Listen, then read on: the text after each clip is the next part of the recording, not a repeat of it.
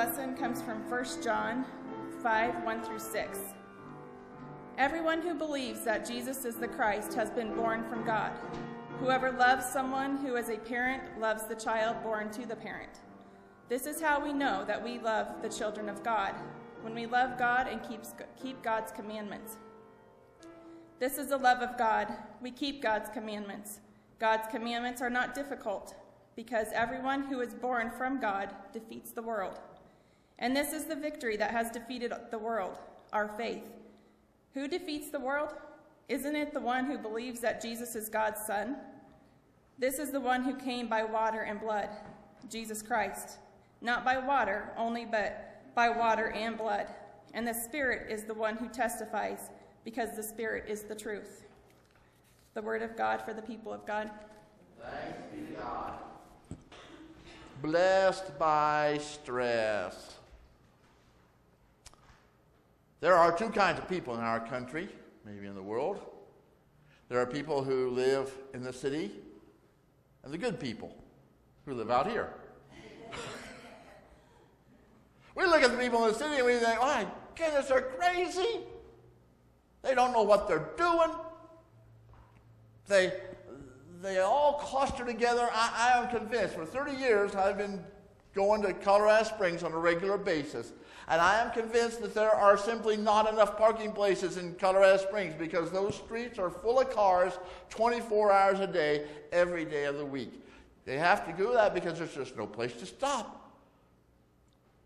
The people in the city, we would not go there. We choose not to go there unless we absolutely have to go to Sam's. And they would not come out here because we don't have a King Super. It's a fact. Different worlds. In fact, you can see how different the world is if you look at the political map. This is from an election 2008. Notice that the rural counties are red. It's the urban, suburban counties that are blue. And even if you look at the Bible Belt down in the Old South, notice how much blue is there. And every one of those blue counties is around a city. It's that much different, the way we see the world from the way the city people see the world. It just drives us crazy. We sometimes sit there and kind of gloat because we have less stress. Really? Well, let me show you how the stress looks like. There's a movie called Crash, and it's a powerful movie.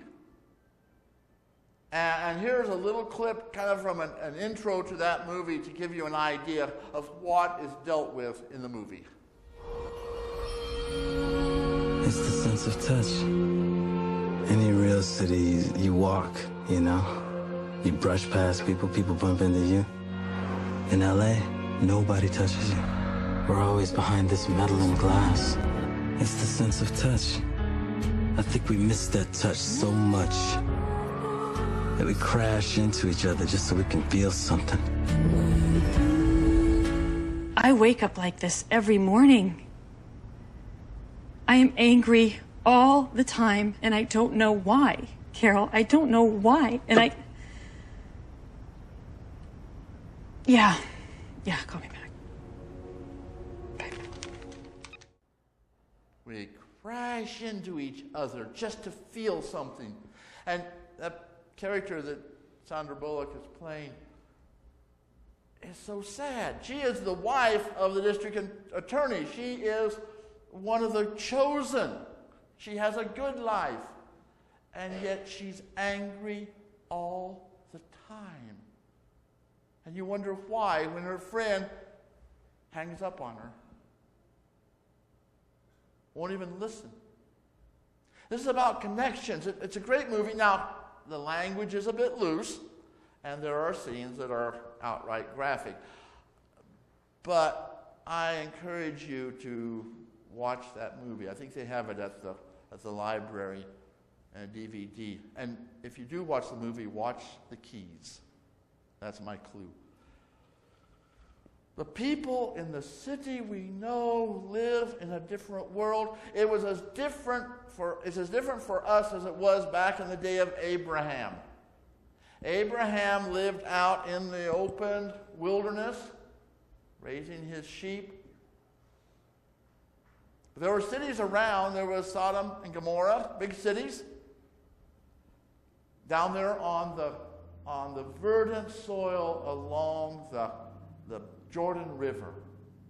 Now, Abraham's family and Lot's family grew in size to the place where they couldn't stay together. They just needed more land, so they decided they needed to separate. Abraham took Lot up onto the edge of the cliff looking down on the Jordan, and he says, let's divide the land east and west. You go north, I'll go south. You go south, I'll go north. We'll just take it even up. Lot says, I think we should divide the land evenly. We'll draw a line north and south. I'll take the verdant land of the Jordan Valley, and you get the wilderness. And Abraham, being the kind of guy he was, said, fine. So when God came and visited and shared with Abraham that the people of Sodom and Gomorrah had been so wicked that God was going to rain fire and brimstone on them, you know what Abraham was saying at first. He was saying, hey, good idea. But then he thought of his nephew Lot. And so he argued with God. He brought God down to the point where if angels could find 10 righteous men in the city, God would not destroy it. Because I think Abraham was thinking, well, there's Lot and his wife and his daughters and his son, and he could add it all together and he got about 10. But they didn't find 10 because some of the sons-in-laws didn't want to go along with it. Now, we don't want that to happen to Denver, but we want to understand what is wrong with our world. And I mean our world just as much as theirs. You know, we who are in this building today are incredibly fortunate. We are even more fortunate than everybody in this country because the majority of people in this country have it made. We have our physiological needs and we have our safety needs taken care of. And this is Maslow's hierarchy. You start off with you need food, shelter, water, sleep. Basic physiological needs. If you don't get them, you're going to die. Then you have safety. Is the world a safe place to live in? And we alternate between thinking it's unsafe and knowing it's unsafe. And we have a mixed feeling on that. A lot of people want to make us think the world is unsafe. But we are very fortunate. We live in a relatively secure world. ISIS is not a problem to us. Probably not even a real problem to the people in the area, except that they are making life difficult. But we're being convinced they're a problem, and they aren't. We have remarkable security. We feel like we have an anchor holding us in place. That we are anchored in this world, in this culture, in this society, and we have everything we need to be happy, joyful. But with that anchor comes stress. And we have a lot of stress in our world. We have a lot. Hundreds of billions of dollars are spent on curing stress and are lost in wages from people who are sick because of stress. There is an entire industry selling you ways to get out of your stress. Deepak Chopra has his, what is it called there? Dreamweaver Light and Sound Mind Machine, or smartphone app, to meditate and relax and dream effortlessly. Now, Chopra says that he has never been stressed. I don't suppose he has. He sells those things for $200, $300.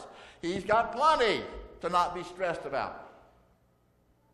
But we are, because even though we think we are anchored in the good life, we have our physical needs, we have our security, if we actually believe it, we have a problem. The anchor has become unhinged. And the boat is being tossed upon the waves, and the storm is threatening to sink us. And that is the stress. We have so much on our minds. Work? Enough money? Getting the kids safely through school? Off to college?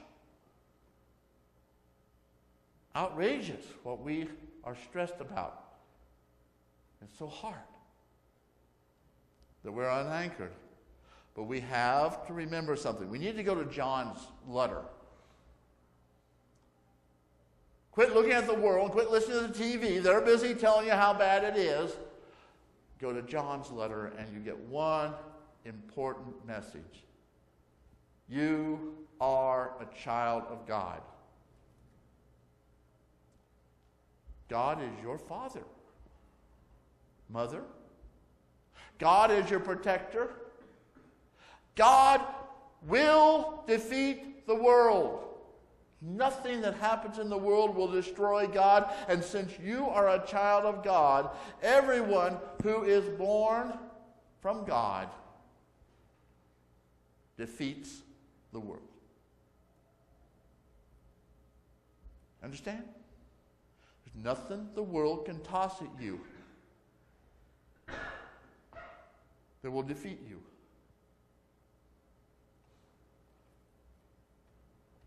As I said, we have the basics of Maslow's pyramid. We have physiological and safety pretty well taken care of. But then we move up the next layers, we have a problem because we misinterpret the world. We are not anchored, we are connected above. And so I turned over the top part of that pyramid, because it is God who draws us up into actualization, makes us whole. God is the one who wants to draw you up and let you live the life you were created for. Whole, holy, full of seeing much more than just the stuff right in front of you. Seeing much more than what's presented on TV. Seeing much more of who your beloved friends and family are, and seeing who you are, that you may be actualized, you may be made complete. Now, don't let that self-actualized get confusing. We seem to think that that means that we have to do it ourselves, and there comes a lot of the stress. You've got to do this, you've got to do that, you've got to do this, you've got to do that. God is drawing you up into an actualization of yourself, so that you can know esteem, love, that you are of unique value. We lose that, you know. We listen to the bullies on the playground, we listen to the television, we read the paper, and we keep getting bombarded with all of this stuff that we are of no value, unless, of course, you work hard and attain it. We are of no value. We are deemed worthless by the world. Well, by people who want to deem you worthless so they can deem themselves above. And that's why Jesus Christ came into the world. To redeem you. Revalue you. A child of God. That's the esteem. And once you know you're a child of God, there's nothing that can tear you down for very long. It's not what you do, it's what God has already done. And God is drawing us up into what I think is the center of it all, not the self-actualization. That's great. We get to know more and more of the world and understand it. The self-esteem absolutely necessary. We have to love ourselves in order to love our neighbors. The point is to love and to belong, not just to each other, not just to the church, not just to the community or our families, but belong to God. That is our family. We are children of God. In that childhood, our fears will melt away. Our desires for the shiny dim. And when that happens, as that happens, stress slips away. Yes, life is difficult. That's a given. It's an important thing to understand that life is difficult, because when we accept the fact that we live in a difficult world, then about half the difficulty is gone. And that was the difficulty of trying to make it not difficult. Once we accept the difficulty, and we accept how God has made us and made the world and live in it, we are free to extend ourselves in love as God is extending God's self for us. Since we are children of God, you are blessed by stress. Yes, there's stress. I have stress every single morning as I'm laying in bed, a really strong, painful stress of my physiological need in the morning. You ever have that? Like every morning? Got to get up. Got to take care of things. I have a stress that I want the shelter and the food and the family, and so I've got to do some work.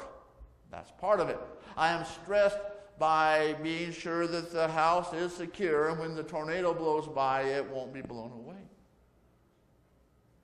But these are stresses we can take care of. And when we receive those stresses, like in that song, when I lose my car keys when I'm doing 45 and a 35 and there's lights and sirens, those stresses enable me to know and accept the blessing of life itself. You are blessed by your stress. And next time you're feeling overwhelmed, overcome by stress, saying, this is a blessing, because I am a child of God and I have already defeated the world. Or to put it another way, I fairly sizzle with excitement at the wonderful things God has in store for me today. And then you know the blessing, even in the stressing.